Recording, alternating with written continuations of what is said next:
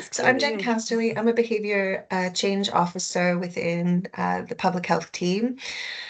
So we're going to talk a bit about the work that we've done and end with a bit of a discussion to get your kind of views on some of the next steps that we see our youth vaping task group taking.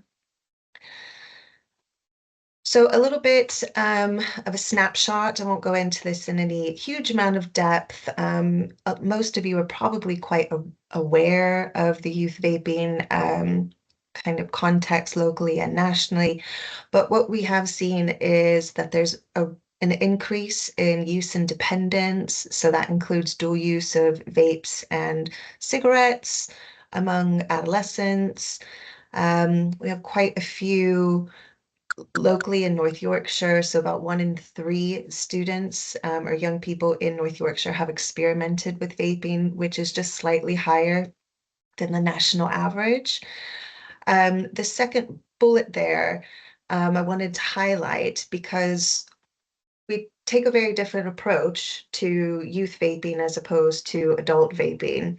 Most of the adults who used nicotine vapes were ex-smokers, and so they've either switched to vapes to continue using nicotine in a less harmful way, or they're using it as a smoking cessation tool.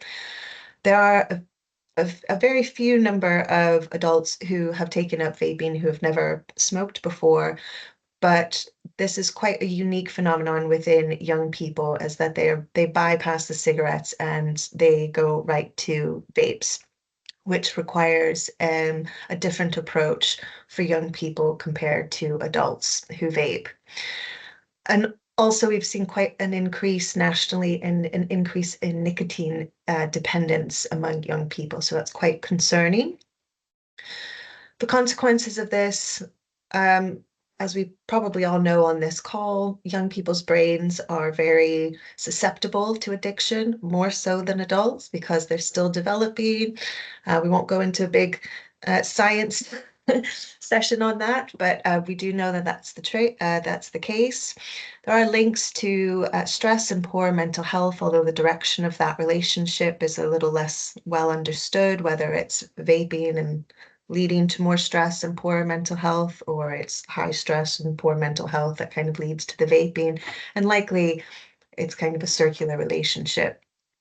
But we've also noted nationally and internationally that vaping has been linked to respiratory harms, including asthma diagnoses that they hadn't had previously. And we know that vaping is more prevalent among young people who are in underserved groups, and young people in more deprived areas are exposed to more pro-vape environments. So that's kind of a snapshot of the context nationally and locally. And we have noted system gaps that aren't particularly unique to North Yorkshire. There is a national issue with this, and that there's variable capacity and capability from school staff to be able to navigate this. One of the big reasons for that is there's a lack of universal support for quitting. So when you do have a student who we know is vaping, we don't have really necessarily anywhere to signpost them to get support for that. And there's really limited UK evidence on what works. So that's a bit of a snapshot of the background around youth vaping. And when I'm talking about youth vaping today, I'm talking about young people under the age of 18. So a bit of our journey in the youth vaping task group. So we have a task group in the council that consists of 2 public health consultants, one of whom is a pediatrician, myself, who's a behavioral science specialist. We have a representative from MACE, we have trading standards officers, you have the senior education officer or advisor, the tobacco control lead. So it's quite a good mix of perspectives in this group that have kind of had oversight of our process. So this started a few years ago when our tobacco control lead and the senior education advisor were getting a lot of requests for support around young people vaping, a lot from school staff and parents, etc. So we did a bit of a rapid literature review around the academic literature to see what the influences were for youth vaping and any possible interventions. We found kind of there were variable influences and there was significantly limited evidence from the UK. Most of the available evidence was very US centric. And we can sometimes pick from findings from the United States, but what that misses out is kind of the cultural context, which I think is really important for youth vaping to recognize. So we really needed local insights, and which I've presented in this meeting before, I think last year or the year before, about what the insights told us. So I won't be going into that in any depth today, but there is a report available if you want to read it. So we ran focus groups and interviews with adolescents and PSHE leads, as well as our trading standards colleagues, to get a sense of what the local landscape was and what our young people said influenced them and others to either pick up vaping or to not vape. So we had those insights and the recommendations from those insights, which led to the You and Me North Yorkshire Vape Free curriculum. So this is basically two full lesson plans, so two lessons for PSHE that were amended from a larger curriculum from the United States that has been widely evaluated and demonstrated to be effective in various different ways. But it's a large curriculum because in the United States, their health education provision is set up very differently. So there were 5 sessions for this, which was just not feasible from what the PSHE lead said. As you all know, your PSHE curriculum is jam-packed. So really they said they could probably dedicate 2 lessons at max to vaping. So we took that curriculum and amended it with young people. So we spoke with young people at youth councils and at youth clubs, so a very different mix of young people to help inform kind of the activities that were embedded in the resource. And we also use the insights from the young people to amend the curriculum and make sure the content was targeting what they said influenced them to vape. And we also went to a few PSHE Leads network events and introduced the amended curriculum to them, got lots of feedback and amended that based on what they said. So in terms of content, considerations of neurodivergent students, etc. So this was very much a co-produced curriculum. So just to give you a snapshot of kind of what the curriculum entails. So I'm just mapping the insights onto the content. So one of the key things that came out from the youth insights is that they didn't really understand the risks around nicotine vaping. So we included content on, that's supposed to say addiction, not addition, just noted that. Addiction, brain development, and harm. They said it was really difficult to, it was not as easy as just saying no. So we built in content around developing refusal skills. And another key theme that came out of those insights were that vapes were promoted everywhere and they were quite aware that it was made to appeal to young people. So we tried to develop more kind of critical thinking skills around decoding kind of marketing and social media tactics that they're constantly bombarded with. So a little bit about what we did in terms of delivering the session. So first we got ethics approval from the University of Hull. So we wanted to make this a real proper piece of research that could, possibly get published in academic venues to kind of raise the profile of it. Because there isn't an evaluated intervention in the UK, we thought this was a really good opportunity to do something special. So in terms of data collection, we collected survey data before interventions, 1 week post-intervention, and then a 1 to 3 months follow-up. So these surveys included questions around young people's knowledge in relation to vapes. So not just their awareness of vapes, but kind of what kind of impact they have, what kind of contents are in the vapes, etc. Their perceptions around vaping, their addictiveness, their harmfulness, and we also got some information about how many had ever used vapes and their intentions to use vapes in the future if they've never used it at the time of responding to the survey. So we used a bit of a quasi-experimental design. So what we did was have a year 7 control group. So the year 7s in participating schools completed the surveys, but they didn't receive the intervention. And then the year 8 students were the ones who received the 2 lessons and then completed the surveys at those same time intervals.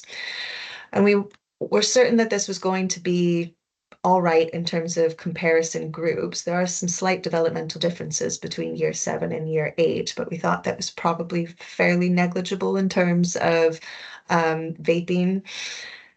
So we were also able to gather their pre-intervention kind of baseline data. So we were able to compare if there were any kind of significant differences at baseline to, I guess, decide whether it was a good comparison. And we didn't find any significant differences at pre-intervention between the year 7s and year 8s on any of the outcome measures. So could be confident that this was a good comparison approach. So the lessons were delivered by PSHE teachers to the year 8 students at 4 North Yorkshire schools. And in terms of training, how this kind of worked is I delivered some training to the PSHE leads in terms of how to deliver the content, and also how to collect the data, which I would just as an aside like to give a huge applause to the teachers that did all of the data collection on top of all of the other work that they had to do as teachers. You're so busy. And to collect the amount of data that they did at 3 different intervals and different groups, etc., was really no mean feat. So a huge shout out to them. I don't know if any of them are on the call, but if you are, absolutely amazing job. So I trained the PSHE leads, and they kind of trickled that down to the PSHE teachers. And just a little bit, I guess, about the schools. The schools were quite different. We had a very large school that had, I think their year 8 cohort was something like 360 students. One was an all boys school. One, I think the other 2 were pretty standard, a little bit smaller. I think they're year 8 and year 7. I think each one had, 120, 130 students, so slightly smaller schools.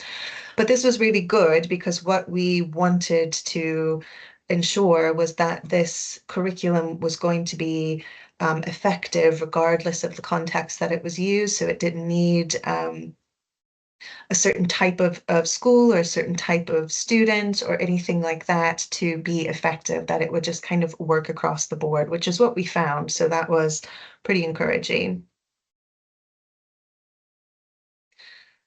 So we'll get into the findings. So in terms of demographics, won't go into this in any huge amount of depth, but so we had about 298 year 7s who completed the surveys at all 3 time points. We didn't include data from students where we didn't have matched data for each time point because we wouldn't be able to really assess any kind of impact of the intervention. So we did lose some data due to that, but that is pretty standard in research. And we had a pretty comparable number of year 8 participants, pretty even split between boys and girls. And the mean age was pretty similar as well. In terms of ever use of vapes, was not too surprising here. This is pretty much in line, excuse me, with what our local GUNI data represented in terms of levels of nicotine vape use. and other kinds of nicotine products. So it's good stuff. So what we found in terms of knowledge outcomes is that these were significantly improved among the intervention group over time.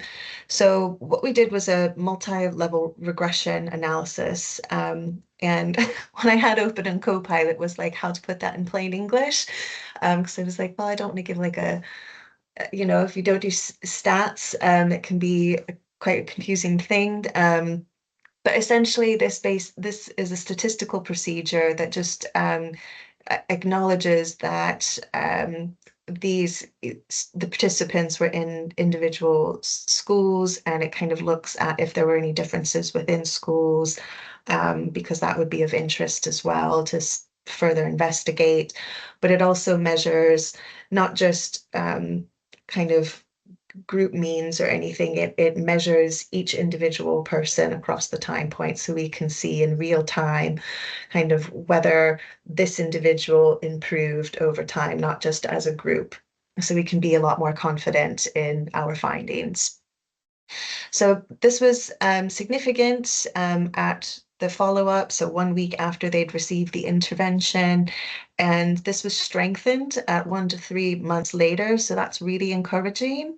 Um, so the sustained effect on knowledge was pretty exciting to see, and is pretty standard when you do kind of longitudinal research, is that you see a bit of strengthening at follow-up, and then ideally you see an increase in that strength, and that's kind of what we saw around the knowledge outcomes. So some of the example improvements that we saw were young people having a greater understanding that nicotine harms the teenage brain, that teenagers are more susceptible to nicotine addiction than adults.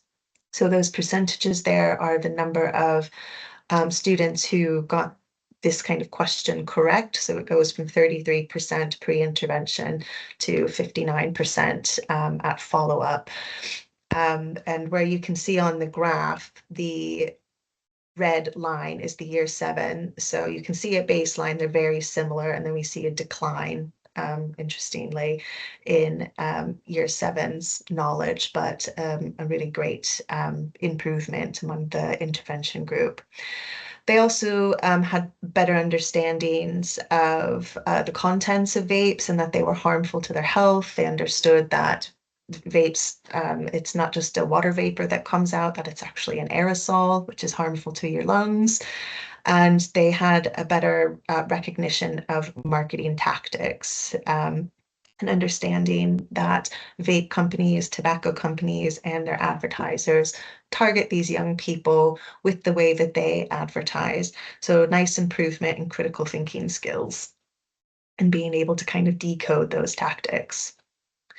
In terms of perceptions, we did see an overall change. A significant interaction effect was found, but this was only at follow-up. So again, perceptions can take a little bit of time to change. The follow-up was only a week after they'd received the sessions, and there was an increase in or an improvement in their perceptions, but when it became significant was about 1 to 3 months later, and it does take some time to kind of strengthen.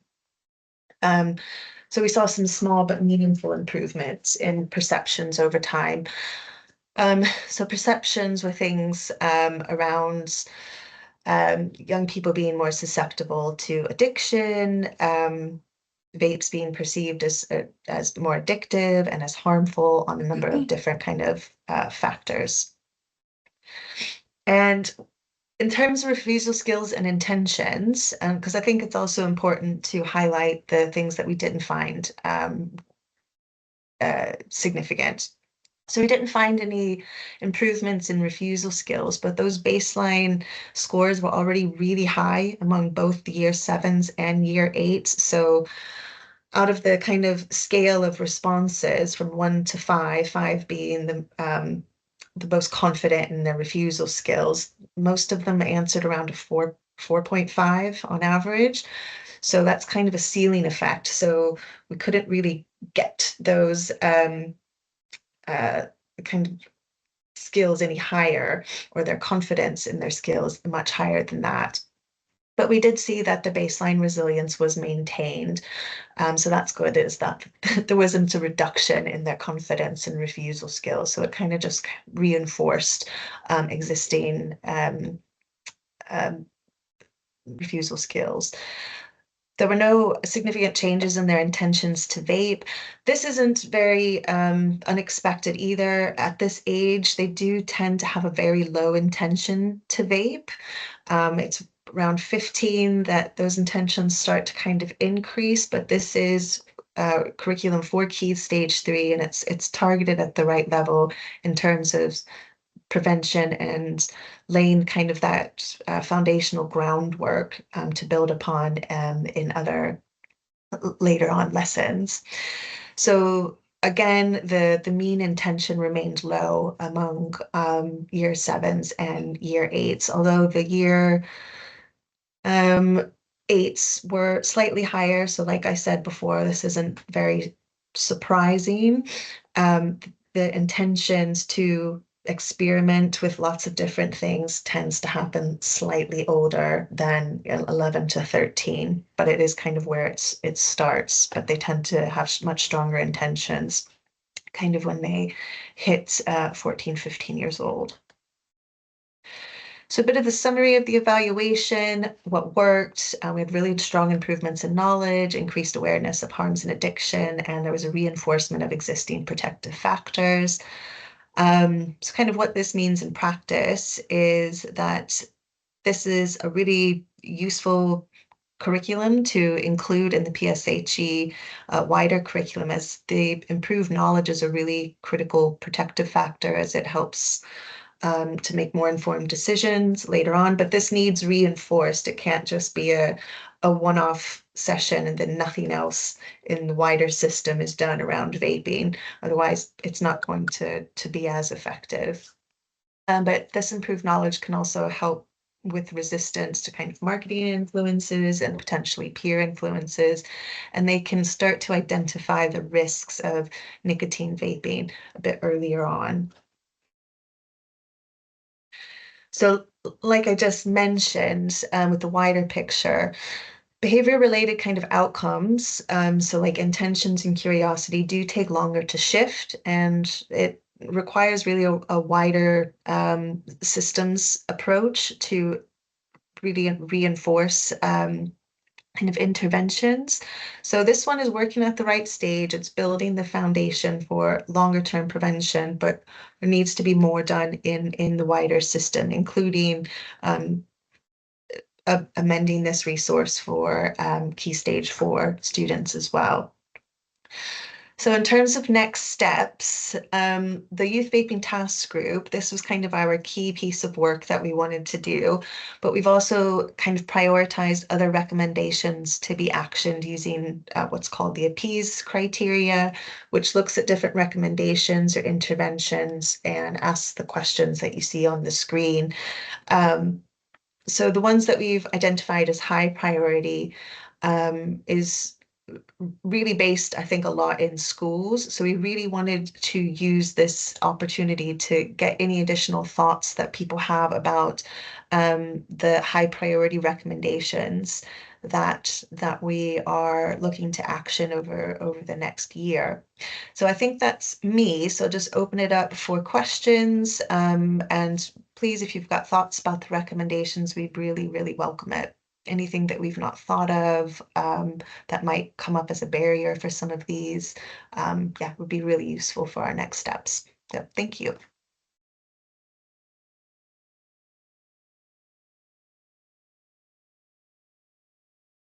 So I guess, as Jen has said, thank you very much, Jen. I think it's really interesting. Any questions, comments, feelings? As you can see, Jen's left the recommendations from the vaping task group up there. Thoughts about what you do currently and how this could dovetail into what you do currently?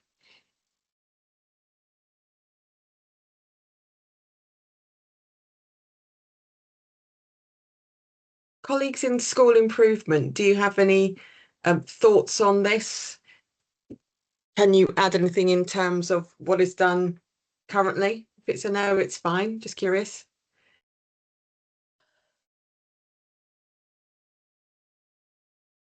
Sorry, Steph, I was struggling to get off mute. That's okay. I don't think we've got Claire with us. It's Claire Barrowman in our team Yes. that has done a lot of work on this. So what I would suggest if schools want to know a little bit more, if they want to reach out to Claire, she'll be able to give them any information. Yeah, Absolutely. Thank you, Julie. Claire's been our in the task group, and she's been just so valuable for all of this. So, Jen, I hope you don't mind me saying, would you mind, if you haven't done so already, sharing your, yes, we can provide Claire's contact details, absolutely. Jen, would you be happy sharing yours if there are any questions, comments, perhaps away from this forum? Sometimes I think we need time to digest some of Yeah, this of stuff. Well, I course. certainly do.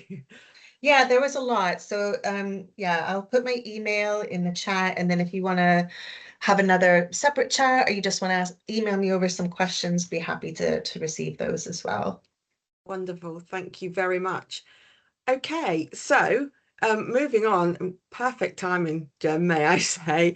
I'd like to, oh, she's just popped up. I'd like to introduce Simone Wilkinson, one of our general managers in early help, who's going to take you through some really interesting information on the all age carer strategy. So, Simone, I'll let you take control. Oh, and Kerry as well. My apologies. We've got a guest speaker as well. And the wonderful Dolly as well. So there's three of us this morning that are going to present to you. So I will share my screen, hopefully, and it will pop up. So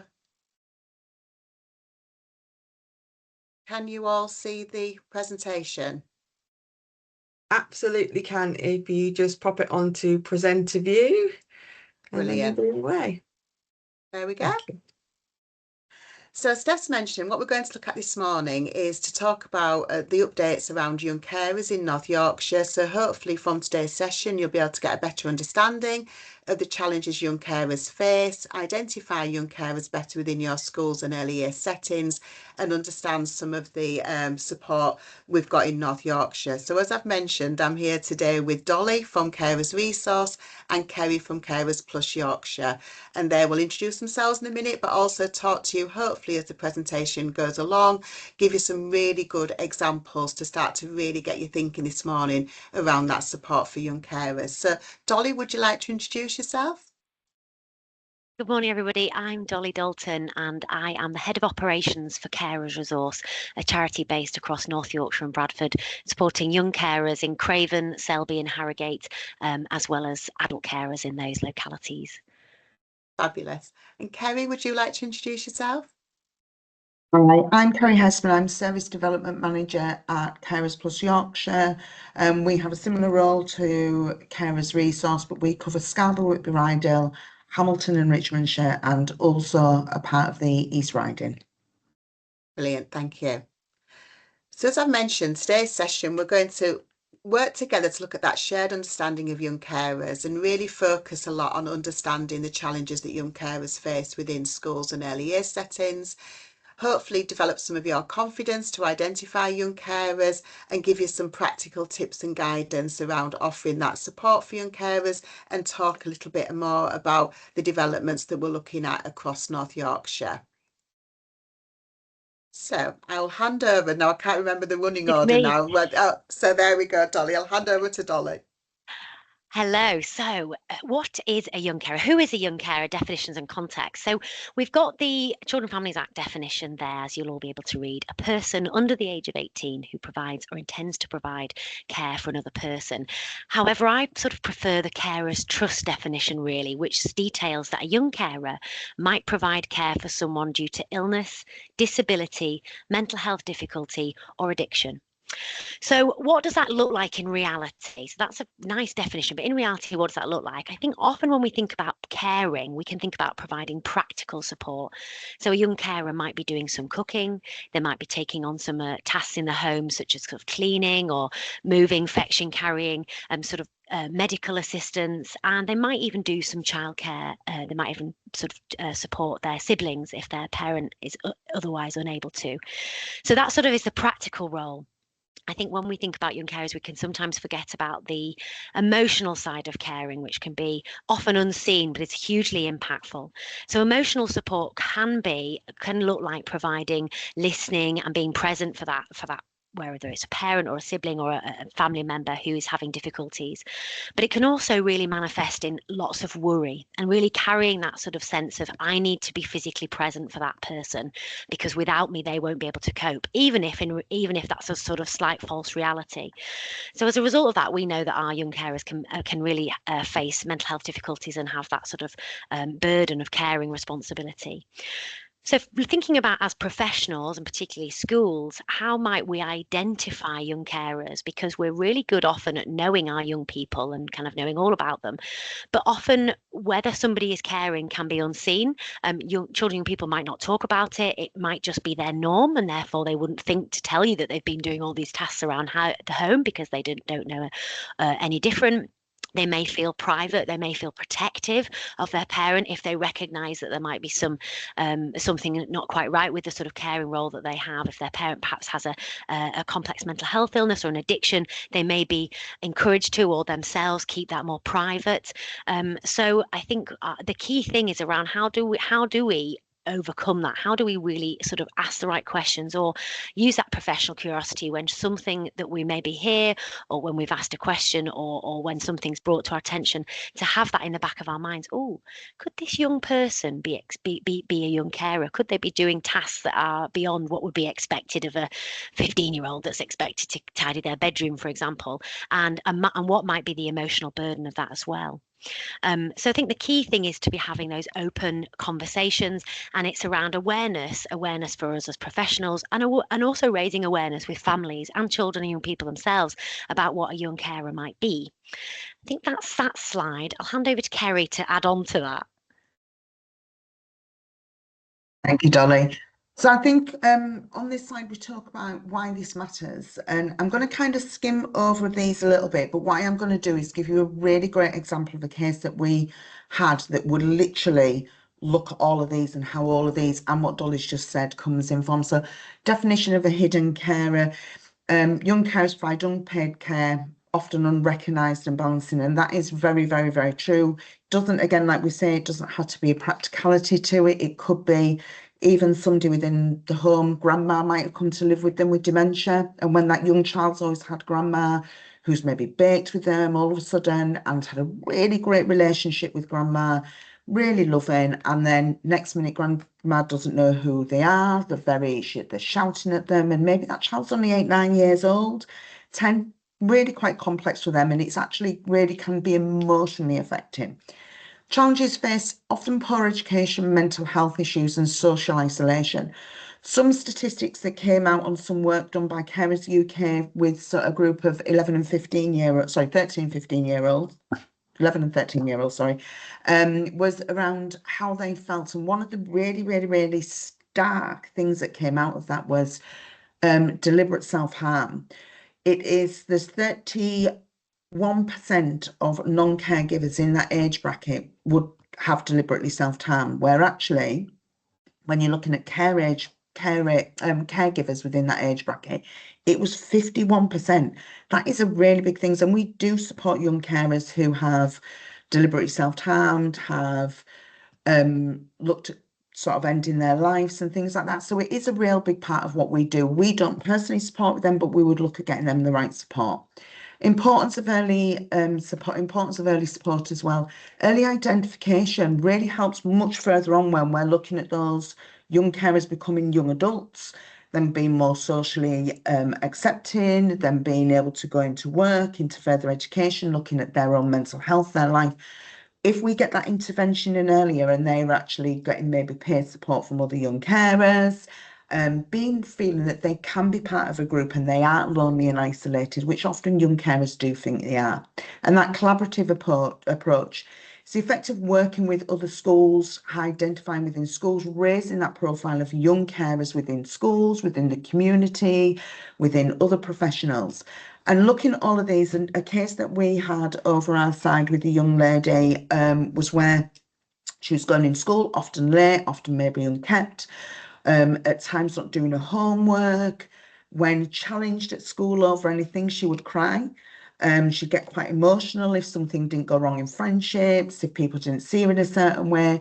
And one of the things a member of staff actually told her was to stop being a drama queen. What actually came out of this was mum ended up getting sectioned. Dad was working away and had to work away due to work. Lots of services came in and school went, hello? It is, yes.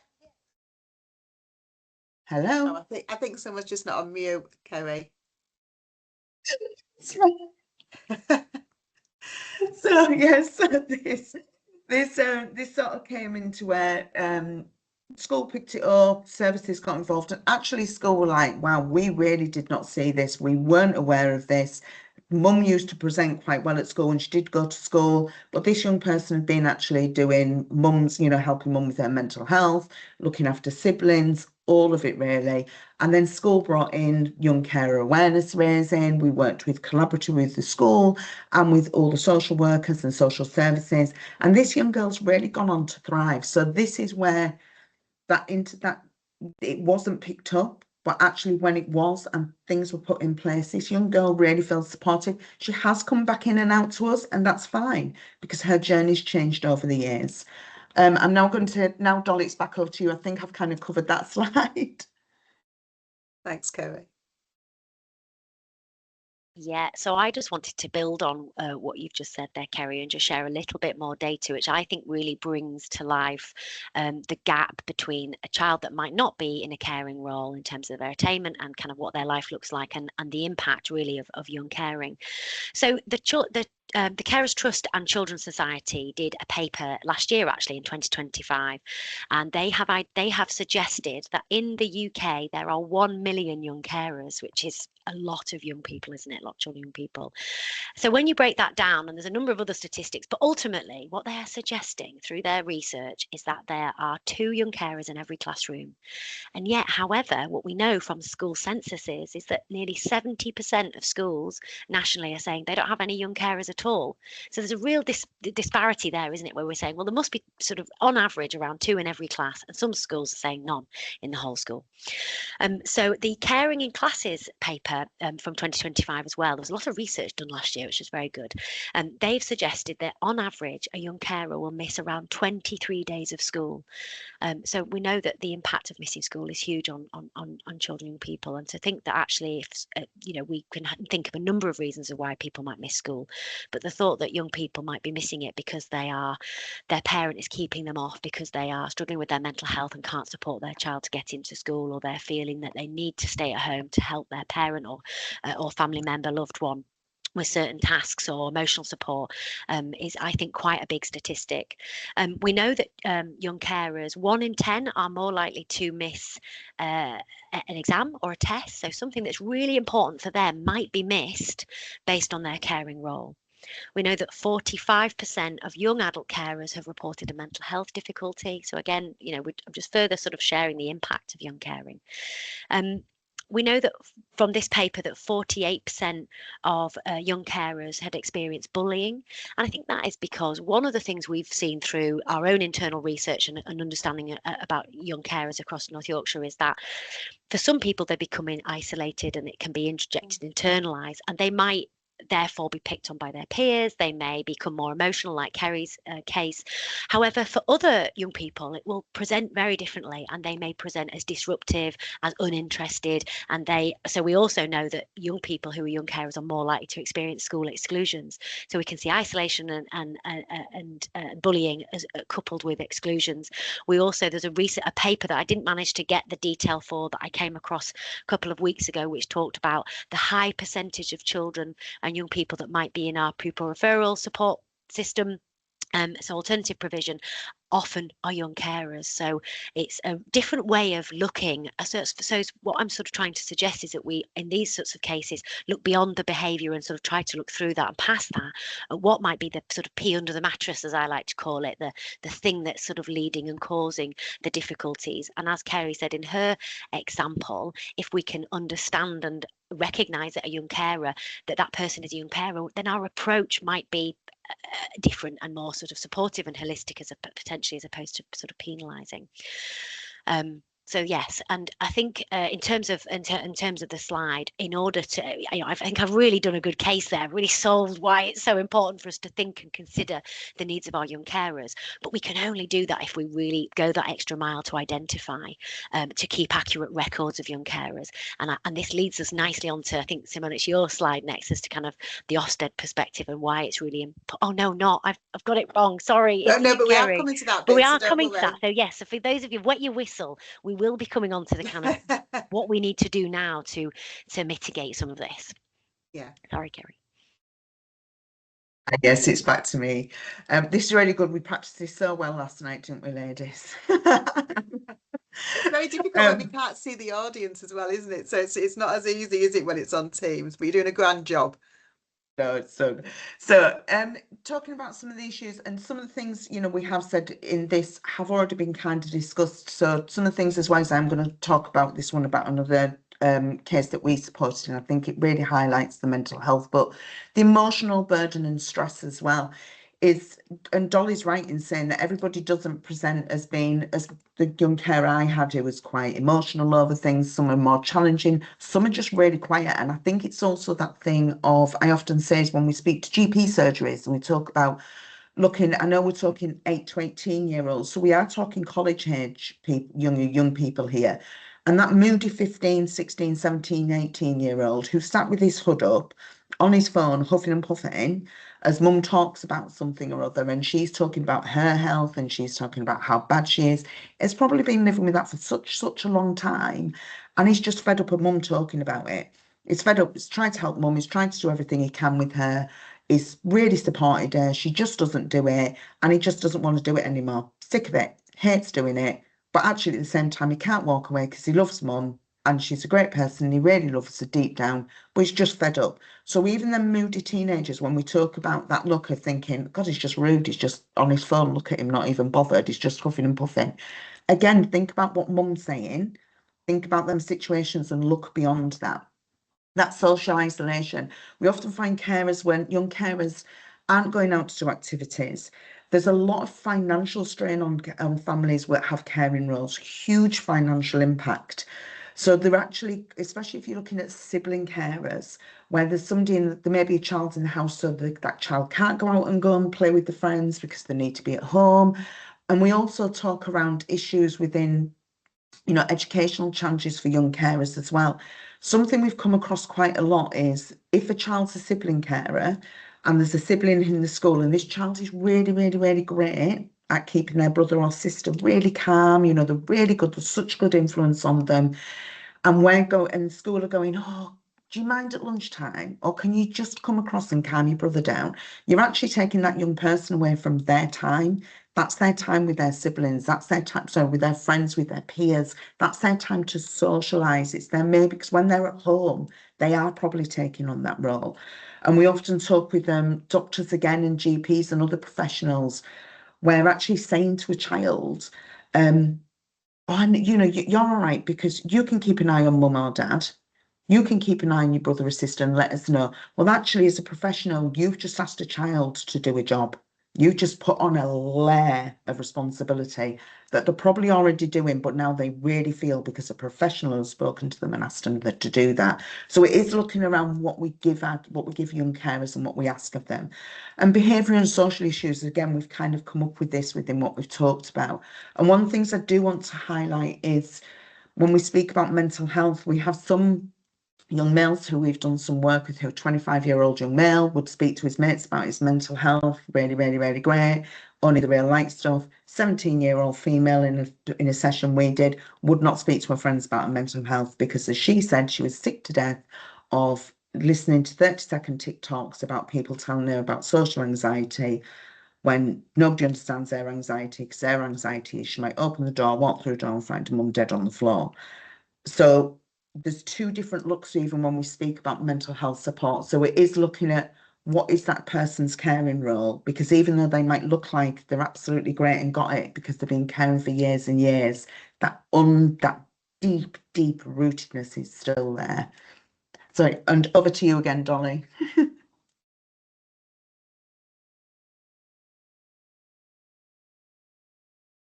this me? Yeah. Yes. We went through these last night, recognising the signs of young carer. So obviously we've got kind of, it's very similar to that of any presenting difficulty that a young person might have in terms of low mood, or whether a young person is vaping or using substances, as I came onto the call earlier talking about other things. So we're looking for those little changes in behaviour. So we're looking for somebody who might be more tired, more easily distracted. I suppose if you know that child and you know that they always present like that, then that's one thing. But if you're noticing those shifts, so seem more easily distracted, seem more anxious, seem more emotional, presenting with that sort of change more than usual, any behavioural changes, so a young person who perhaps has always been quite studious and kind of getting on with her friends is suddenly falling out with everybody and acting in a different way. This is the sort of things that we'd want people to start to look out for. As we talked earlier about academic attendance, so if somebody's attendance is really dropping off, again out of character, or even if it has always been in character, and actually there's something about we just see that behaviour, but how do we sort of start to think, I wonder what might be going on for that person for that to be the cause? What are the difficulties that are potentially going on at home? Lateness, wanting to rush off, wanting to get off. We've talked a little bit about one of the some young people that we've been working with have talked about the anxiety around potential phone bans. And if I can't have my phone, what will I do at lunchtime? Because I'm actually picking up texts from my parent or what have you at lunchtimes, and how difficult and anxiety provoking that might be. Or rather than feel anxious about it, I'm just going to go home at lunchtime and not come into school because I see the priority as being needing to be having access to my phone. Young carers that are sort of talking and sharing, often young people will want to share what might be going on for them. So starting to drop into conversations, stuff around their parents' illness, or how I got home yesterday, mum wasn't there. Little bits of information that just sort of paint that picture that things at home might be more complex than expected. We also know through our research that young carers, because they are doing a role, or like as Kerry said, a job, often present almost as mini adults.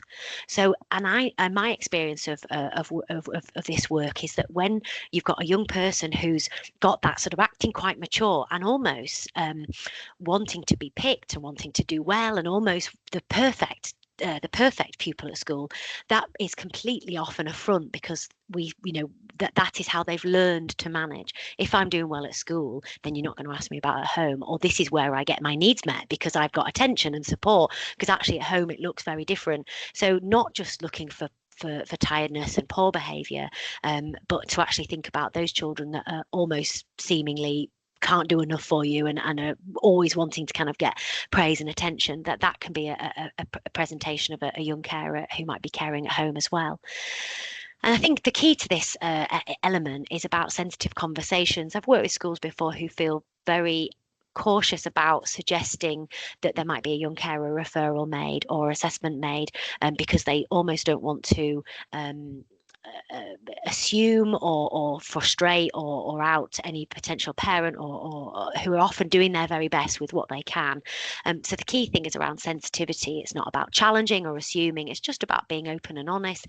It's about also, I think, sort of really the key to the conversation, if you were to discuss this with parents, is around selling the fact that we're not here to judge and jury. Our support services we're not saying you're a carer, you're not a young carer, and therefore we're going to be sort of telling anybody off. It's about accepting and working with what we've got in the most nurturing and supportive way.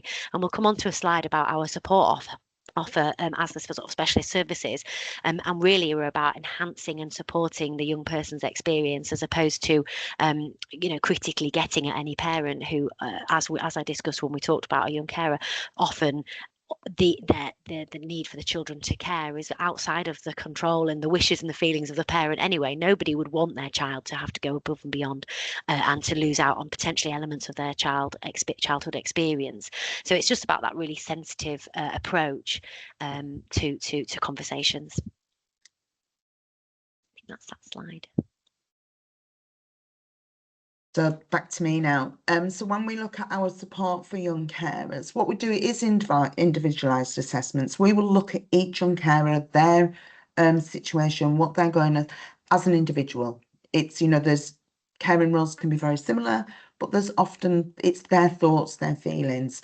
Through all of us, we'll always look at their well-being. We always like to as well look at how to help them give their voice. So that voice might be to a family member. It might be saying that, you know, I'm really missing out on this, and they don't know how to tell somebody. And it isn't saying that mum and dad are doing wrong or anything else. We know that this is where we'll look at the whole family. So we will look at that whole family and say, is right, what can be changed, what can't be changed, but how can we change how we look at it? So we look at everything around that. And again, we look at that in one-to-one.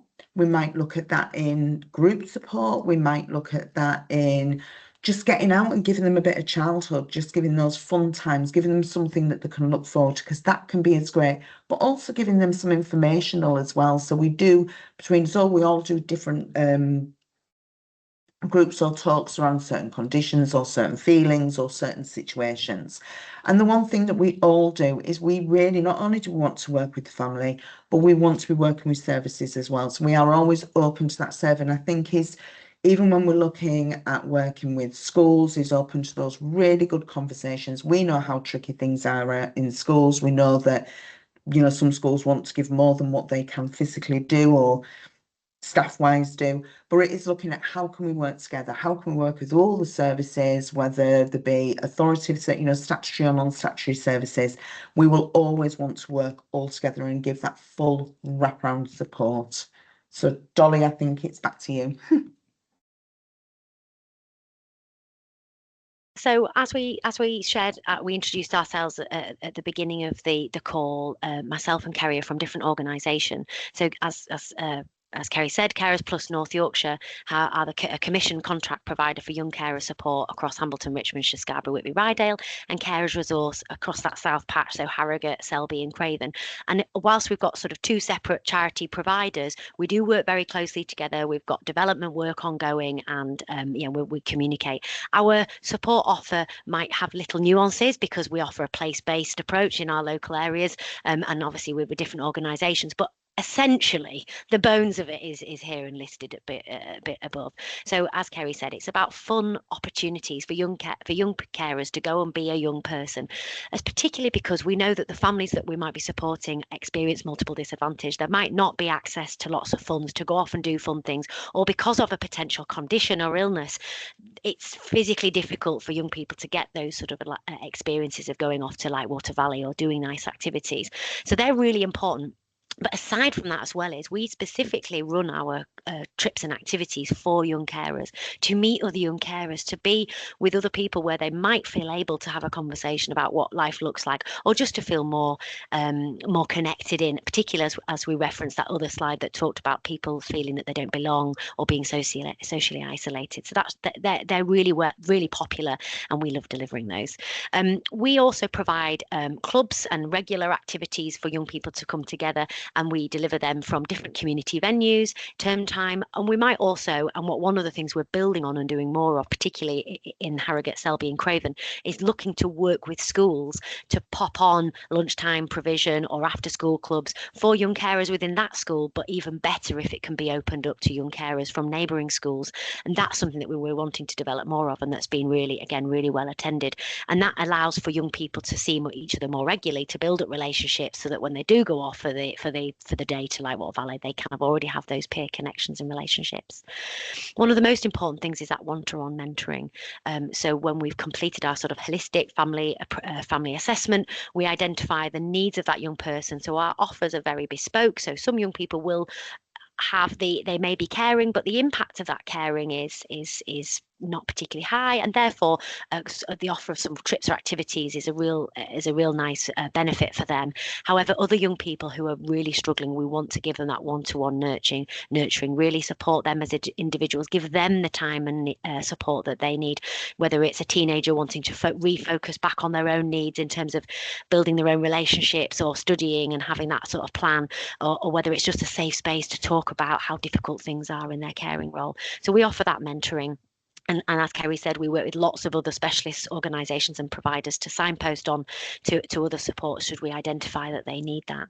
And that practical support and advocacy. So we will advocate for our young carers both within the families, we'll advocate in school, we'll advocate with other organisations. And as key to what Kerry said, is it's about building the confidence of that young person to be able to say, I'm not enjoying this, or this is difficult, or what I need, my needs are ... Because as a young carer, when you're faced with a heavy need of a family member, or a sibling perhaps who has their own difficulties, your needs just go right back to the bottom. So it's sort of building that young person up to thrive and have that confidence. Missed anything, Kerry? No. So as Dolly and Kerry mentioned earlier, you know, we know that Ofsted do have an expectation that schools are able to identify and recognise young carers. But as Kerry and Dolly have highlighted, that's more of a challenge. The research shows that often young carers go unidentified, and we talked around that 4 or 5%. They're growing up in North Yorkshire. That data showed we're around 4.5%, 5% in schools, but yet the national data is showing that it could be 1 or 2 children in each class, and the volume is much high. So we do need to really work together to start to think about how do we collectively identify young carers, and how do we ensure we put that right support in at the right time, and very much as both Kerry and Dolly's highlighted about that early intervention. So it might be for schools thinking about, actually, what are your policies in schools? What do you do about awareness raising? You know, often you're very good at having those curious conversations. You know your children, but often some children don't want to speak out. They don't want to feel they'll get the family in trouble if they made them aware of some of the challenge that they were faced. Again, as Dolly's highlighted, it's not just linked to the behaviour, the lateness, the post-school attendance. It could be that they're very quiet, that they're very people-pleasing, because that's a safe space for them at school. So again, they can go unrecognised. So thinking about that whole school approach, do you do sessions in assemblies? Do you have notice boards? How do you raise awareness within your school? So some of the things that we're looking at is very much developing the role of champions within schools. And I know schools in some areas are already doing that. So we're really wanting to roll that out across North Yorkshire so that we offer that champions role collectively within the 2 commission services, but we offer that support for champions to come together, do joint training, really, you know, promote that role of young carers, and really come together to look at what it's like in North Yorkshire. So we really want to work together to look at that sustainable change. So how do we have awareness? How do we recognise? How do we support? But how do we empower young carers? And that is the crux of our all age strategy. So we're working with adult social care to look at an all-age carer strategy. So that's going to be launched in August and September. The draft is going out for consultation. So therefore, we really want to work with yourselves to gather that feedback to really understand what it's like for young carers, and does the all-age strategy really represent some of the challenges and some of the support mechanisms for young carers in North Yorkshire. So we'll be sending some more information out about that. However, we're also going to be looking at more online training courses. So again, not just the DSLs in school, but also class teachers, teaching assistants, high-level teaching assistants, early years providers can access some of that online training. And we're also looking at having a clear platform to work together to pull all that information together. So hopefully, if I click on this, it might take you to our NYS landing page. There we go. So all of you should have links to this. If you haven't, just let us know. But again, what we're wanting to do is grow that page. So be really clear about our approach, as we've mentioned, about early identification, offering that consistent support across North Yorkshire, really enhance our partnership working, but really giving the workforce that confidence to have those curious conversations and be clear of those pathways around support for young carers. On the page currently, we've put a couple of videos, but as I've mentioned, we will start to grow this page and we will start to link in some of the research that both Dolly and Kerry have talked about, but also in there is links to both the providers' websites as well. So hopefully that will start to give you some more information around what's available. So what I'd like to do, I think we've probably ran over time, Steph. I'm so sorry, we're not very good at keeping to time. I'll stop sharing. But what I would like you to do is just in the chat from this morning's presentation, just to put in anything that you think you could start to do more of in schools. So is it something that you may be interested around the role of the champion? Have you got some ideas and some suggestions around the training that you feel would really benefit school and early years staff? Have you got some ideas around awareness raising or anything else that you'd like to share? It'd be really interesting if you wanted to put anything in the chat. I'll open the chat so I can see any comments.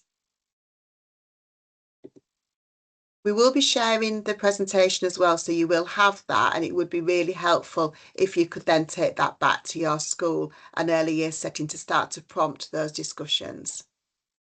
And thank you.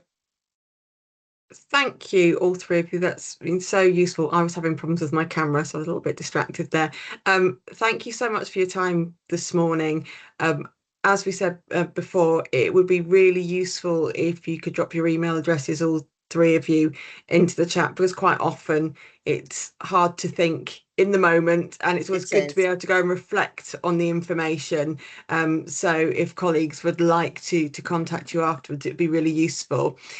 Just a quick one from me. Thank you. It was really, really interesting and made me certainly, and I'm sure others, think about things that I hadn't before with regard to young carers. And the disparity is amazing. Actually, it's really, really interesting. And some of the research has come out.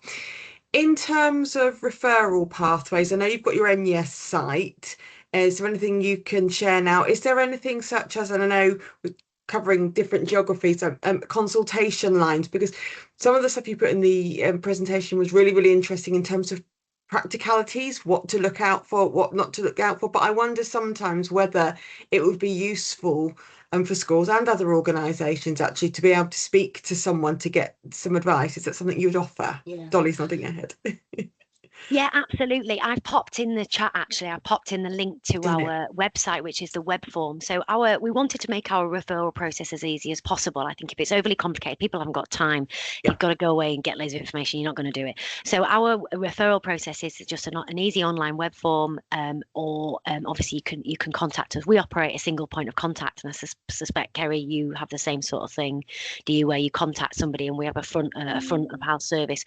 We absolutely would be up for, and we do consult with professionals. If you're not sure, if you just need a bit more information, then you can contact that single point of contact, and we have a duty process, so somebody will be able to speak to you or get back to you very quickly. I also popped in the email address specifically for our service and our staff and our service manager. So we have a service manager for young carers, Julie.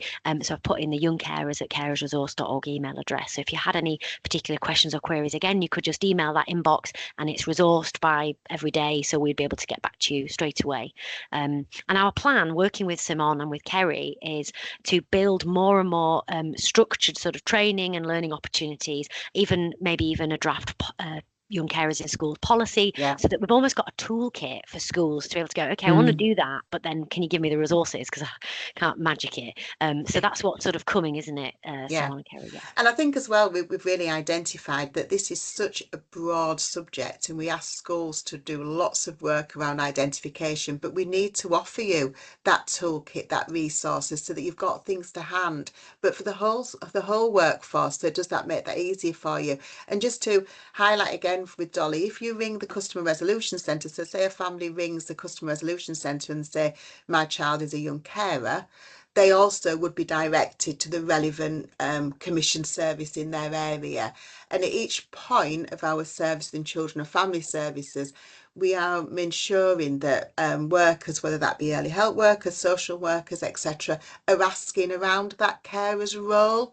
Because again, we're making sure that although we're looking at that whole family assessment, we also do need to ensure what is it like for that young parent, that young person, around their caring responsibilities, and is there something different within the action plan that needs to look at that? Thinking around our feast offer in summer.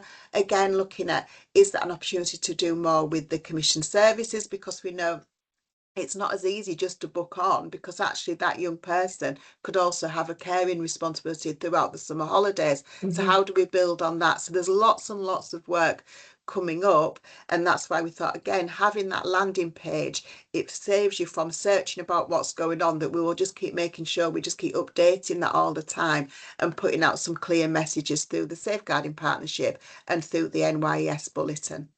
Absolutely, thank you. And again, if you wouldn't mind popping, if you haven't done it already, because I realise there's lots being popped in the chat as I'm speaking, the link to NYES, that's really, really useful, because yes, there's only so much we can all hold in our heads, schools in particular. So to have that one-stop shop is really, really useful.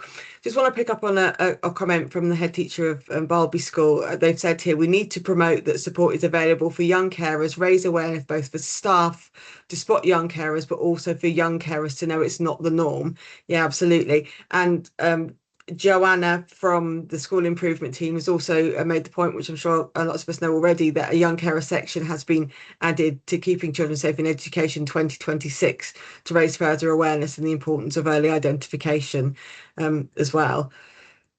So I Kerry, say, I agree. I think awareness raising for staff members is probably really key and really significant, because if you've got a young child coming to you, and some of them might come with the most mundane thing, even around, oh, my mum's got diabetes. Like if we go and deliver a young carers assembly and a young carer comes out and that teacher hasn't seen that, and they go to teacher and say, oh, I've got mum's diabetes and I'm a bit worried. Oh, she's fine though, she has her insulin, she's whatever. Oh yeah, you're all right, you cope fine, don't you? And I think it is actually, if that child's voiced that is a genuine, he's obviously got deeper thoughts about that. So I think really awareness raising is massive for staff, and as you say, then actually for the children, for them to start to identify that, like you say, it isn't a normal life, it's not routine. But yeah, and I've also put, sorry, Kerry, I was just thinking, linked to that, we're hoping with putting some of the videos and the YouTube clips within that might be something then that in small group work, you know, schools, etc., might be able to show some of that highlights some of the challenge, that it isn't just the norm, it is another layer of responsibility. So we're hoping to grow that resource pack as well, aren't we, Kerry? Sorry, I interrupted you. Thank you, ladies. I'm really conscious that we need to move on, but just to say lastly as well, I think you've made some great points about professional curiosity, sensitive conversations as well, and also voice of the child. As you said, it doesn't all, you know, children, as well we all know on the call, don't always display information, their feelings in a way that we think is typical. You know, sometimes it's what they're not saying as well.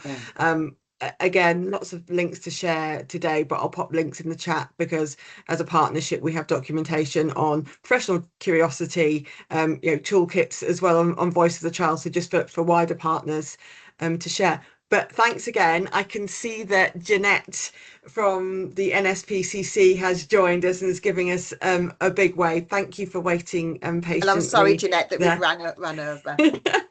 So I'm going to hand over to Jeanette, who's going to give you far more detail. Thank you very much for joining us this morning, and is going to talk about some of the many resources that the NSPCC have, particularly for schools. So I'll hand over and let you take control, Jeanette, when you're ready. Thank you so much. Good morning, everybody. And that was no problem. That was really, you know, good to listen to. And I'll be making contact with Carers Plus just to see if there's any kind of work that we can do together as well in North Yorkshire to support those children that have got caring responsibilities. I feel like there must be something that we can do together. But yeah, so that it was really interesting. Thank you.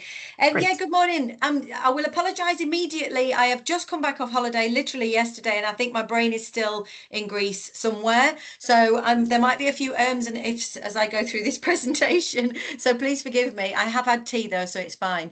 I'm going to share my screen. I've got a presentation to show you. It's a PowerPoint presentation, and it basically, I'm going to talk to you about all of the resources that the NSPCC have got for educational settings. It's quite a lengthy, it's not lengthy, but there's quite a lot of information to take in, so I'll put lots of links in the chat, and I'll do that towards the end. And if anybody does have any questions, if you could either bob them in the chat or wait till the end as well, and then I'll try and get to them as much as possible. If there is anything that I can't answer today, then I will come back to you, because I want to put all my information in there as well. So without further ado, I will share my screen. And let's hope that all the technology is working this morning. So far, so good, Jeanette.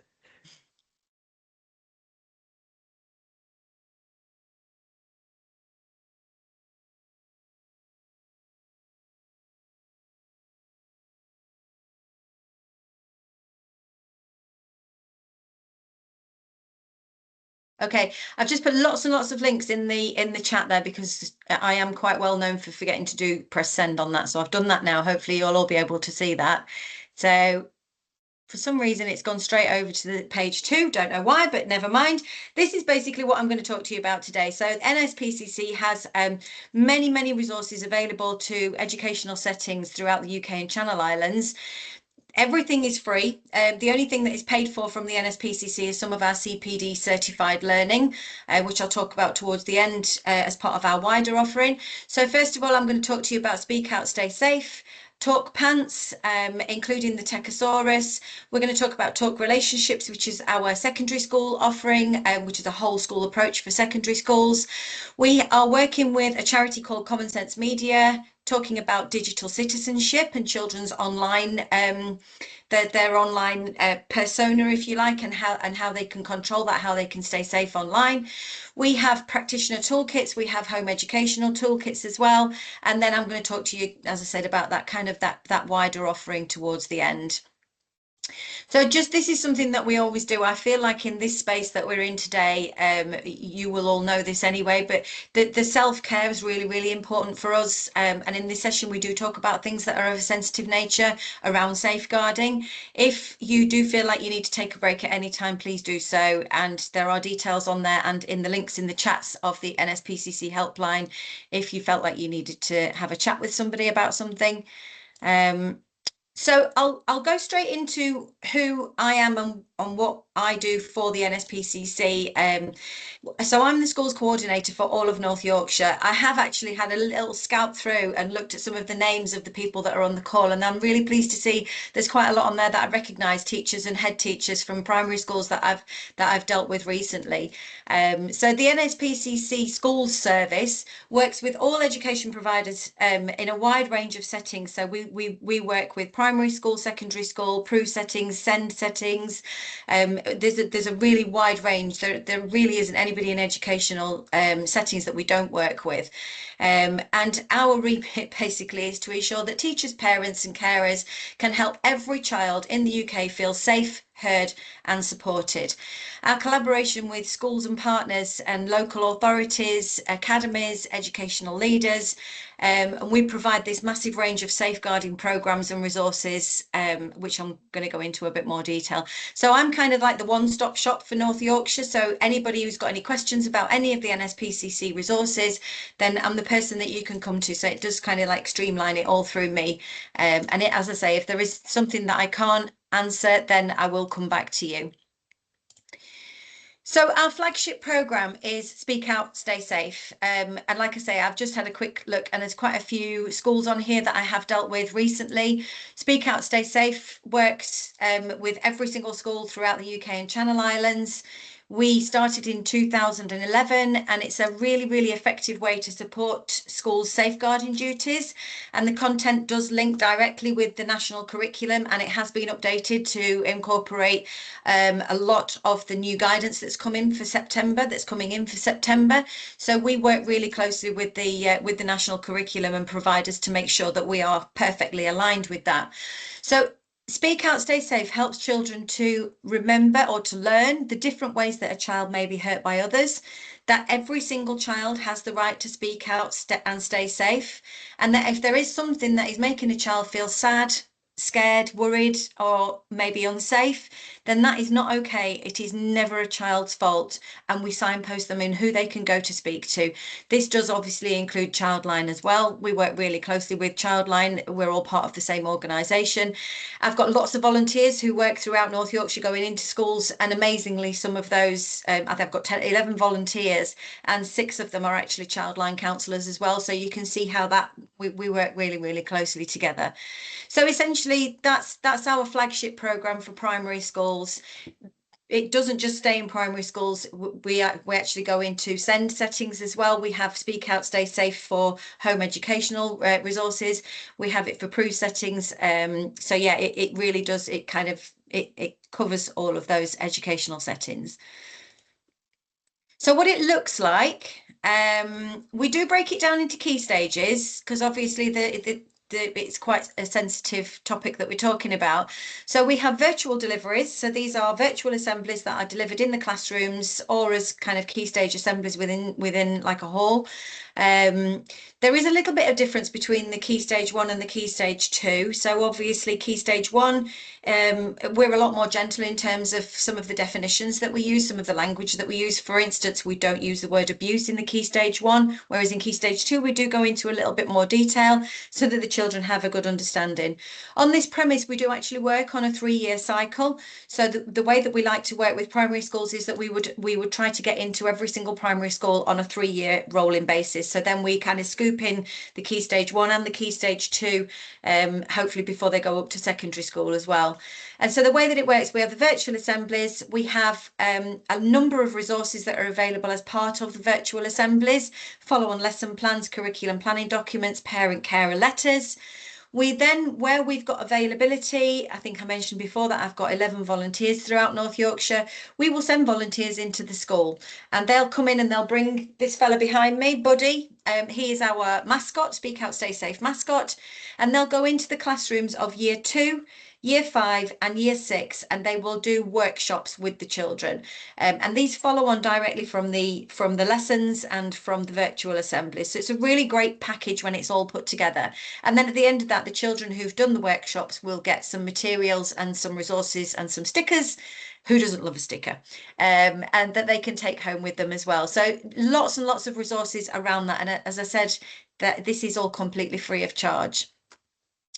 So just a quick look at what the programme looks like, so what the virtual assemblies look like. This is just to give you a bit of a flavour, really, I suppose, of the breakdown of the key stage 1 and the key stage 2 and what the graphics look like. So this is the key stage 1. We have the lovely Ant and Dec who come on and they introduce who the NSPCC are, why we're in your school today, what we're going to be talking about, and then some of our volunteers come in and they've been recorded actually delivering the virtual assemblies. So these assemblies do include pause points, so that teachers can stop, they can have a chat with the children. Your teachers know the children best, and so they can sort of recognise, you know, if a child is struggling or if a child has a question. So yeah, pause points throughout that. We talk about children's rights, definitions of the ways that a child could be hurt. Like I said, we don't use the word abuse in key stage 1. Then we talk about who safe adults might be, and we also incorporate Childline and Childline Online there as well. And incidentally, one of the lesson plans that's included with this is a visit to Childline Online and what's on there. So, which is a really powerful lesson actually, because I think it just shows children that it's just so accessible and there's just so much information on there, and there are games on there, and there's chat rooms, and there's a mindfulness area, and they can actually have access to a counsellor directly through Childline Online as well. So there's lots and lots to look at and to take part in on there, and that is one of the lesson plans that's included as well. So at the end of this key stage 1, we have a recap and a close. This is what the key stage 2 virtual assembly looks like. These are not long assemblies, by the way. So the key stage 1 is 20 minutes. The key stage 2 is half an hour. So the graphics in this one are a little bit more grown up. There's a couple of animations in that, and we do talk about the different ways that a child could be hurt by others. So we talk about the different types of abuse, and including neglect in there as well. So yeah, that's what the graphics look like for that one.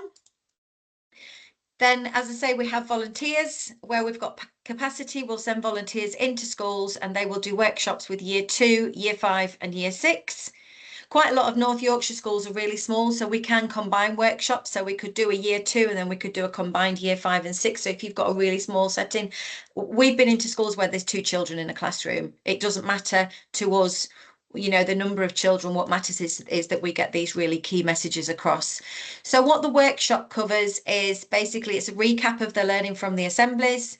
And we do a couple of activities in there. The volunteers get really involved. They like to kind of have chats with the children. We do some group activity work. We have a revisit of the animations from the assemblies, and then the children get to do their own buddy kits, which is materials that we will send through to you prior to the workshops taking place. So that's Speak Out, Stay Safe. As I say, flagship programme.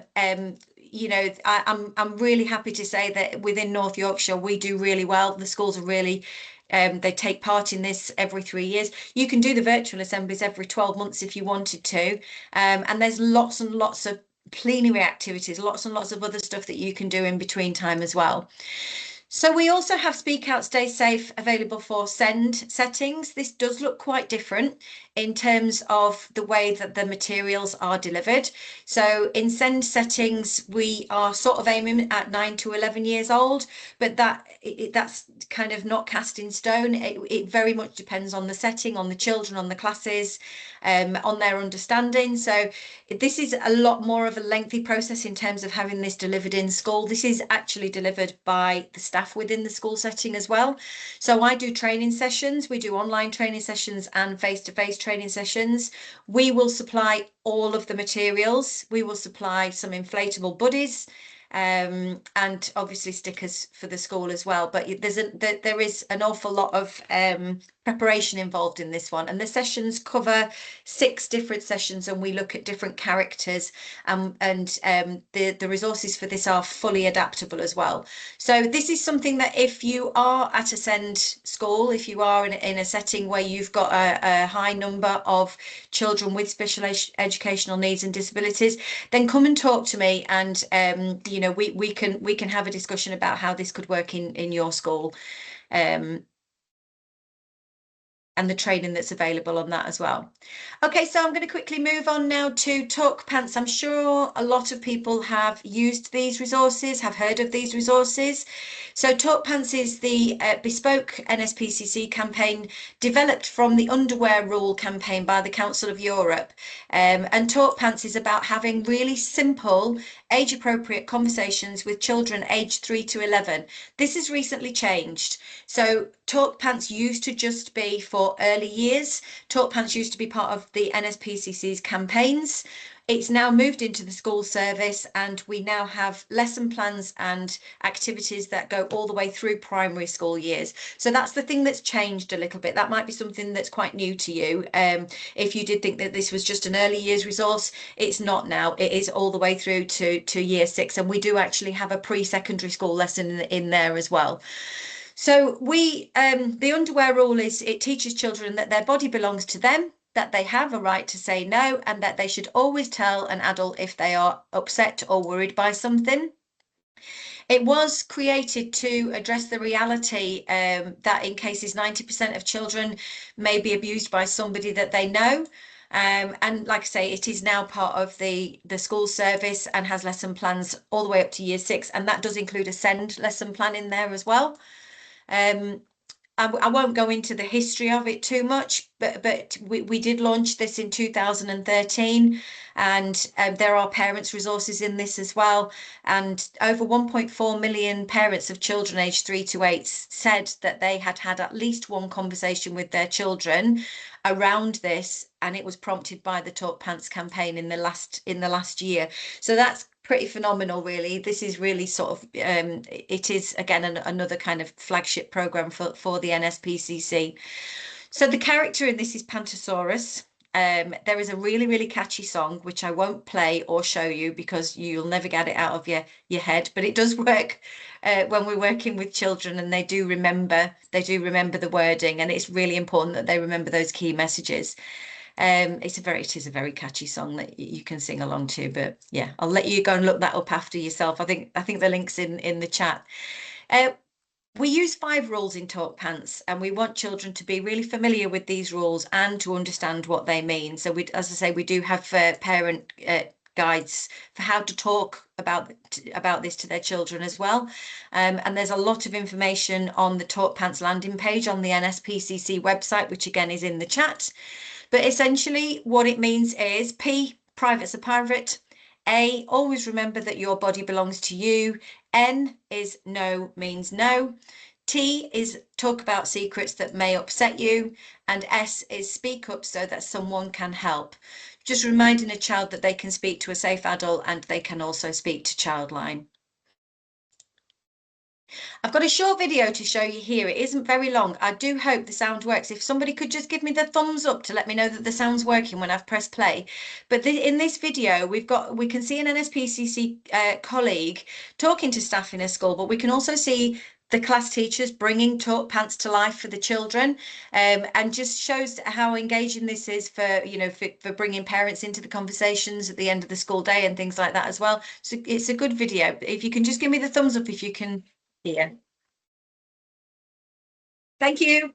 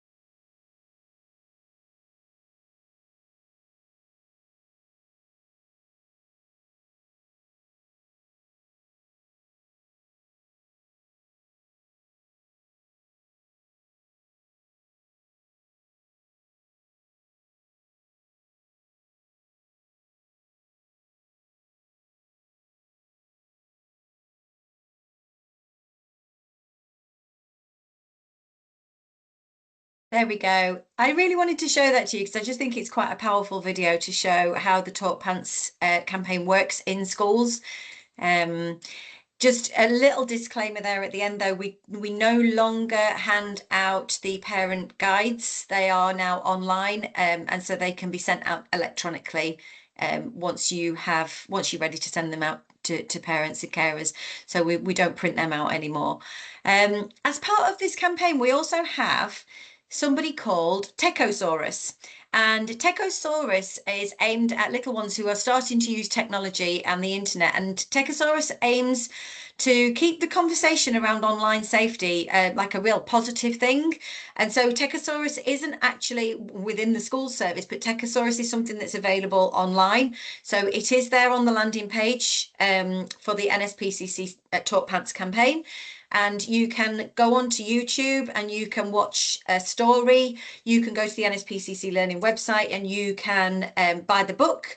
And also, as of not last week, the week before, every North Yorkshire library has now got a Pantosaurus and a Techosaurus book that can be read in school. So I don't know if any of the schools here actually have visits out to the libraries, but we've worked really, really closely with them, and they've got all of these books within the libraries now. I think each library's got at least 2 of each of the books. So Techosaurus, he helps all children to understand healthy online habits, to sort of build healthy online habits and routines and behaviours and basic knowledge and skills about online safety. And also, again, those conversations that parents can have with children, that teachers can have with children around online safety. And within the Childline website as well, there is a Techosaurus page on there as well, talking about how to be safe online. So that's Talk Pants. So that's a little bit more about Techosaurus there. So now I'm going to move on to our secondary school offering. Okay, so this is called Talk Relationships. This is still fairly new. It is growing daily. You know, we are really going great guns with this now. This is a whole school approach to support secondary schools and teachers and leaders to confidently deliver inclusive sex and relationships education. Again, being developed in line with the national curriculum, but our aim on this is for all secondary aged children and young people to understand about healthy relationships and how to seek help in a safe and responsive educational environment should they need to. And Talk Relationship consists of a suite of resources that schools can use to deliver really high quality sex and relationships in education, including the recently launched whole school framework. This really is to encourage a whole culture in the school around healthy relationships, and that any child or young person within a secondary school setting can go to any adult, any safe adult within a secondary school setting with any question that they might have around healthy relationships. And it was created in response to a widespread problem of sexual harassment and abuse in not in the secondary school, but the discussions that are being had within secondary schools, and sex and relationships becoming a statutory part of the curriculum in England and Wales too. So at the NSPCC, we believe that this effective and inclusive SRE plays a really vital role in safeguarding of young people in schools. And these things are changing daily. You know, it's about trying to keep up with it as well. And there are lots and lots of resources which are constantly being refreshed. We have actually just refreshed some of the CPD certified training that's available around SRE for secondary schools. And again, that is in line with the national curriculum and the changes that are coming in September. We want all young people to understand that healthy behaviours in relationships and recognise their right to be safe, heard and respected. And we want them to know how to get help if they should need it. It's kind of the ethos of this is really similar to our Speak Out, Stay Safe. It's about teaching children how to recognize what is good in a relationship, but also how to recognize if something is making them feel sad, worried or scared, where they can go for help. Obviously we do this throughout the UK and Channel Islands, so we do have learning available for all 4 nations. So if anybody does have work with schools that are outside of England, then we do have resources for that as well. And if you needed to speak to me about that, just obviously drop me a line. So what does Talk Relationships look like? We have, at the moment, these are free as well because they've been funded. So we have e-learning courses for teachers and so for school leaders as well. And this is all about implementing that whole school approach. These are free, they're online. You can access them through the link that's in the chat at the moment. And they are there to help develop confidence, to create a safe and respectful learning environment for teachers to be able to confidently deliver sex and relationships education, to help teachers to respond to safeguarding concerns and young people's questions, and maybe young people sharing their experiences, to handle difficult discussions in that kind of like real safe environment, and to be able to respond to those questions from young people, which is where that kind of constant change comes in, to overcome common challenges and barriers, and to understand education and safeguarding legislation and guidance. So that all comes with that kind of CPD certified learning. There are 15 lesson plans that have been created by experts in the PHSE Association and NSPCC. We've got 6 specialist lesson plans for children in either in SEND settings or for children with special educational needs who may be in mainstream settings. We've actually got a dedicated helpline for talk relationships as well. So the helpline provides advice and guidance to secondary school educators in how they deliver their sex relationships education. And again, you know, we have this whole school approach framework. There really are a lot of resources within the talk relationships. There's a tool on there as well that you can put in what you're doing at the moment, so you can enter in there what the school are doing in terms of their sex and relationships education, and then that tool will identify any gaps that there may be. There's a lot of support in this for staff as well, and recognising and monitoring the outcomes of your provision as well. So once you've used that tool to identify some of the gaps that there may be within that within your RSE, then you can do it again further down the line, and you can monitor the outcomes of the training and the outcomes of the education resources and the provision that you've put into place. There was supposed to be another slide there, and I think I might have hidden it, but I'm sorry about that. But yeah, I think talk relationships is just because it's still quite new and it's still evolving. You can probably tell because I'm saying a little bit more in this one. It really is a phenomenal resource, and it's something that I think has been a long time coming, and I'm just really passionate about it, and I really want to see it in the secondary schools, obviously throughout the UK, but in North Yorkshire I'm really going to be focusing on this in September. I'm not sure if there are any secondary school personnel on the call today, but yeah, please do give me a shout and talk to me about that if that's something of interest to you. Something else that the NSPCC are doing is we are working in partnership with a charity called Common Sense Media, and the aim of this partnership is to help us ensure that every child stays safe online. So Common Sense Media is a free digital citizenship educational resource. Try saying that. That's not the easiest thing to say. The resources are used and trusted by over 1 million users worldwide. So this did start in the US, and the charity has now moved across the water, and they've come over to us, and the resources have been adapted for the UK. And they really engage learners to think critically and participate responsibly into the ownership of their online and digital lives. Now, given the announcements yesterday, I do believe that they're ready to press the button on this, but we've already got lots and lots of kind of resources for young people, what's going to happen with the social media ban and all that sort of thing, and educational resources as well for teachers and providers. But basically, Common Sense Media, it helps to build online resilience with easy to use lessons.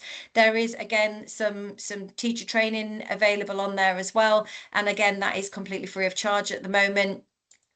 There's lots and lots of resources on the landing page, and that is on in the chat there as well. Essentially, so digital citizenship resources include learner-facing videos, topic-based tip sheets to address parent concerns as well. It gives children digital citizenship skills and helps them to make smart choices online, helps teachers keep up with this fast-paced ever-changing media and technology, and it also supports teachers in preparing learners to think critically and use technology responsibly. There is a newsletter that you can sign up to on there as well, which really keeps up to date with the constantly changing online world, and there's lots of kind of in-class activities that you can do, and you can see these characters at the bottom there. There is an explanation for each of those characters, and there are different lesson plans for each one of those as well. So they're broken down into 6 different topics of learning. So there's media, balance and well-being, there's privacy and security, digital footprints and identity, there is relationships and communication, there is cyberbullying, digital drama and hate speech included in there as well. So like, what is cyberbullying? What can you do to stop it? What should you do if somebody uses hurtful language on the internet? There's also some news, media and literacy information on there as well.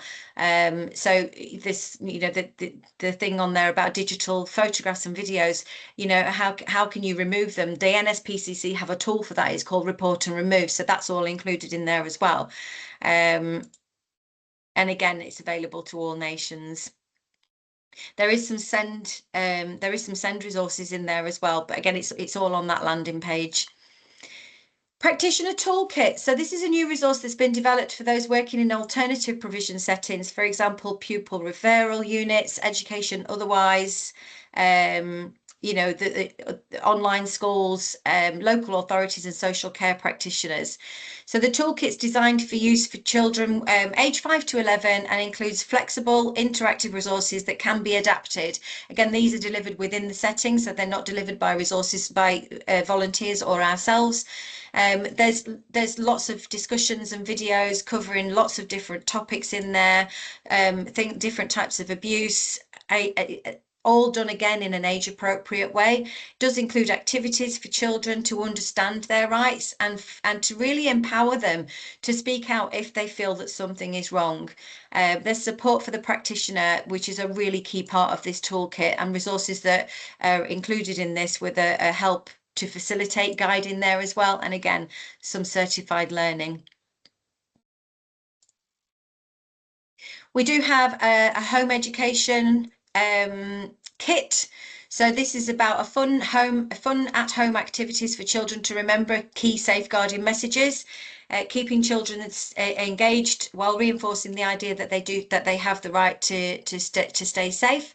These activities are designed to keep children engaged and to learn how they can speak to a safe, trusted adult or a safe adult about anything that might be worrying them. We do incorporate Childline into this as well, and there is a link. It is in the chat, but there is a link there as well to talk about. I think we all know that the home education it's kind of exploded since COVID. So this is something that we've launched in reaction to that. So it's trying to ensure that we've got that safety net in place, that we're scooping in those children that are home educated as well. But I'm happy to talk to anybody about that if anybody's got any questions about that resource.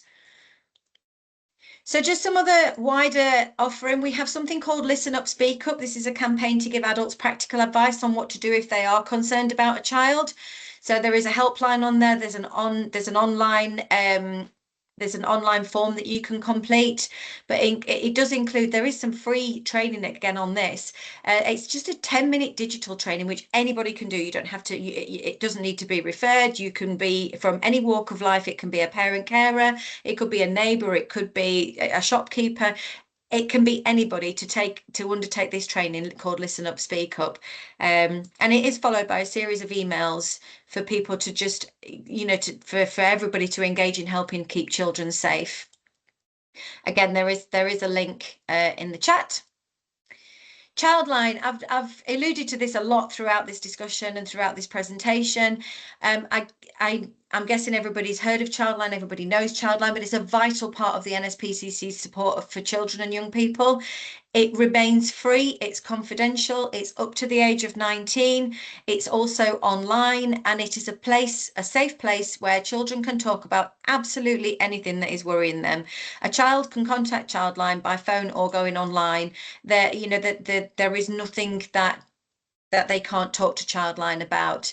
And we do talk about this a lot in schools. And as I said to you right at the beginning, we do know that when we visit schools and when the assemblies have been done in schools, that we do see an increase of children contacting Childline. And it might be about nothing, it might be about something, but it really, really doesn't matter.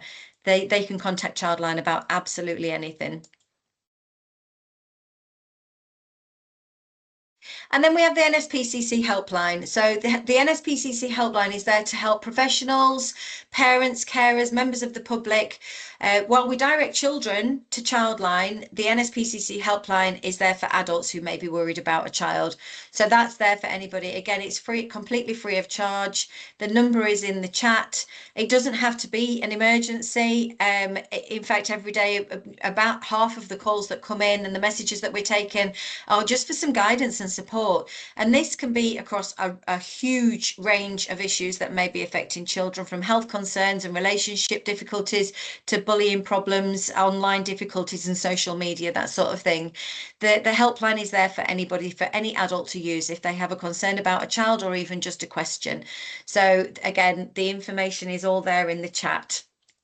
And again, it remains completely free of charge. So the professional learning is there. So there's email newsletters. We have a range of different resources to support professionals who are working with children. We have CPD certified online learning courses. We have Casper is the name of our newsletter. It went out my head for a minute then, but it helps to keep you up to date with all the latest safeguarding information and child protection information. There's a self-assessment tool on there to help organisations review their own policies and procedures and training systems. Safeguarding resources for and child protection training for anybody working or volunteering with children. So this could include groups, you know, like scout groups we work regularly with, and other kind of outside of school groups, including anybody who might be volunteering with children. And there are courses on there about safer recruitment, designated safeguarding officer training for organisations that are working with children. So yeah, there's lots of information on the. Now I will point out some of this is paid for. Throughout everything that I've talked about today, this is the one bit where there are some things that are paid for. Very often things are free of charge because we've had some financial support with them, but a lot of these are paid for services as well. But it's definitely worth having a look through. It's definitely worth signing up for the Casper newsletter if you haven't already, because it will keep you up to date with all the latest learning and information. I think I've talked enough. That's the end of the presentation. I'm sorry there was an awful lot in there. And I hope I haven't sort of babbled and said too many times. Does anybody have any questions? Feel free to put your hand up or share in the chat, whatever works. I do want to say, while we're waiting for questions to come in or not, thank you, Jeanette. There was a lot there, and I mean that in an entirely positive way. I think it's going to be really interesting. You've already talked about the organisation being ready to push the button on it, but with yesterday's announcements, yes, to see what I'm sure we're all waiting with bated breath for that. But there's a lot there. Thank you for putting the links in the chat. Really, really useful. As always, do get in touch with Jeanette via her email address should you want to speak to her offline or out of this forum. I'm sure that's absolutely fine. So with 6 minutes to go, we did have a video to share with you all with regard to the Families First partnership and some updates around that. But what I'm going to do instead, with this package of information that gets sent out to you all, I'll include the link to our YouTube site so you can look at that on it, and there are contact details on there should you wish to ask more questions. So that's absolutely fine, and we can do that. And again, it's another good reason to sign up to our YouTube channel to see what's going on. We've got 5 minutes, so I'll just do a really quick business unit update. Again, I will send the slides out, so I'm just going to share my screen very, very quickly.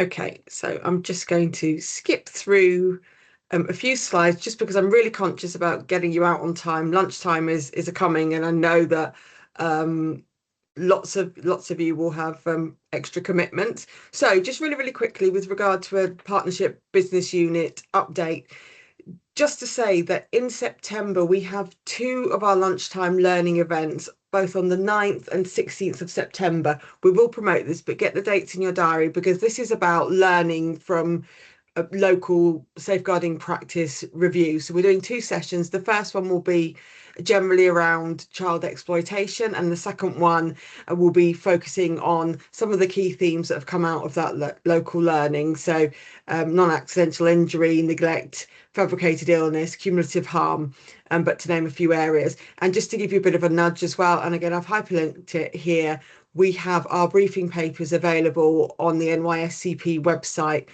with regard to some of the most recent case reviews, although we will be going through them in more detail in September.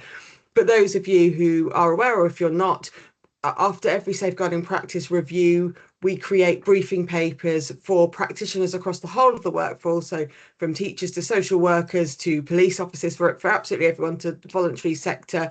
And it's a kind of précis of what that local learning review is, but really, really crucially, they're designed to be used in your staff meetings, your CPD sessions, and what have you, to learn about current themes locally, and to think about how this implicates practice as well. So just a nudge, they're coming up in September, but the briefing papers are on the website. Just very quickly, as this is a schools audience, you may be aware already, because we've sent out communications about this, that the school safeguarding audit that we run every 2 years has now been moved to early 2027. That's to align with keeping children safely in education, to make sure we get that right. And also we're going through a refinement process as well for that audit tool. So making sure it aligns, like I said, with KICSI and some of the new reforms around families first as well, and to take out some of the duplication around that safeguarding audit as well.